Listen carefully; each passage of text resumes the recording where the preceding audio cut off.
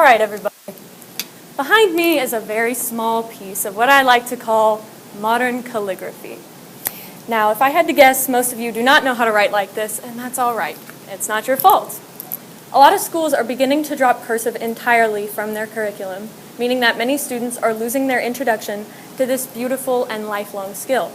However, cursive is eye-catching and impressive, and it's easy to learn with enough practice. How do I know? From countless hours of experience.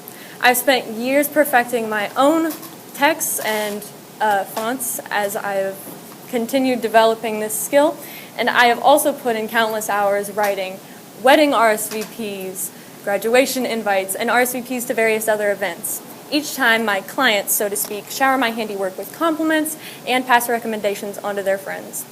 Today, I will help introduce this craft to you by introducing the basic necessary products to getting started, a basic font, and how to properly emboss, which is an easy way to make your work stand out. Let's start with the necessary products. As with any skill, it's important to know the products you're going to need before getting started. For typical pen and paper lettering, which is the most common, I like to use two main things: my Papermate Inkjoy pens and sturdy cardstock. Now, anyone that knows me really does know I love these pens. They're the most wonderful pen to ever be made. They have a very smooth finish, and they write very well, and they dry very quickly, meaning that as I'm writing, I won't smudge any of my previous work. As for the paper, all you need is something thicker than copy paper so that the ink won't bleed through. This will ensure that your work is polished and professional at the end. As for embossing, I like to use Ranger brand pens and powders, and I have a heat gun up here from the Paper Studio. In all honesty, I don't have any real reason for having selected these. They just were what I used when I first started, and they worked well for me, so I do recommend them. The products that I use help ensure that the work at the end will look professional and clean. Now that we have some of the basic products, let's move into an easy font. So in front of you, you should have a handout that looks like this. Now, I'm sure you all know your ABCs, but if I had to guess, most of you don't write like this every day. So I've created an alphabet that I use every single time I'm lettering. It's super simple to learn, it's very convenient, and with enough practice, you'll be able to get it down too. As you can tell, all the letters have a lot of curls, and they're very fluid, and this is exactly what you want them to look like in modern calligraphy. In order to do this, all you need to do is keep a very relaxed wrist, and as I'm writing, I like to even think of fluid motion, like rivers. I will think of a river moving, and that's a very simple thought to think of, I believe, while working on this. Keep your wrist very relaxed. If it's stiff while you're writing, then your letters are going to come out blocky and stiff, and that's the opposite of the look you're trying to achieve. So while writing, feel free to trace my letters, and in the space below, just write your own. They should look something similar, and with enough tries going through this alphabet again and again, you should be able to get it. Now that we know some of the basic products and a basic font, let's move on to embossing. Now, this is probably an unfamiliar term for most of you, and that's fine because I was unfamiliar to it whenever I first started, but it's very easy and it looks incredibly impressive once you're done.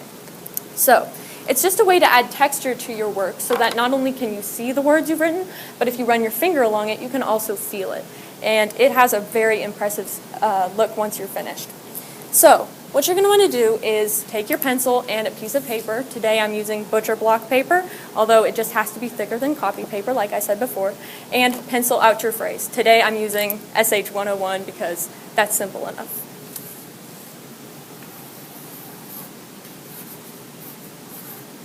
Alright, so it doesn't need to look perfect, like I said. This is just going to give us an idea. Then, take your embossing pen. Like I said, I used Ranger pens, and run it along your pencil markings. And this is what the final product will look like, so make any adjustments now.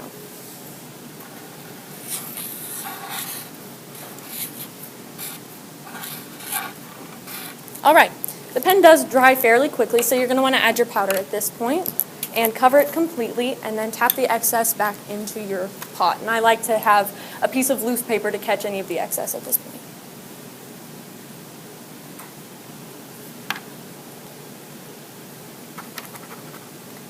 I'm going to shake it off there. Alright, this is typically the point where I would use my heat gun, but it is fairly loud, so I will spare you from listening to that for the next minute or so.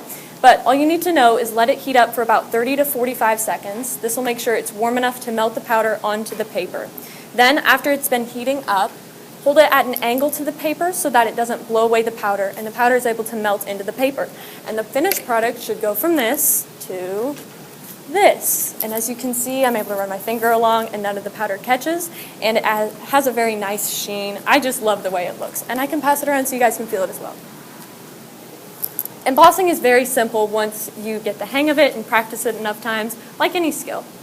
Today I've shown you the necessary products to begin lettering, a basic font, and how to emboss correctly.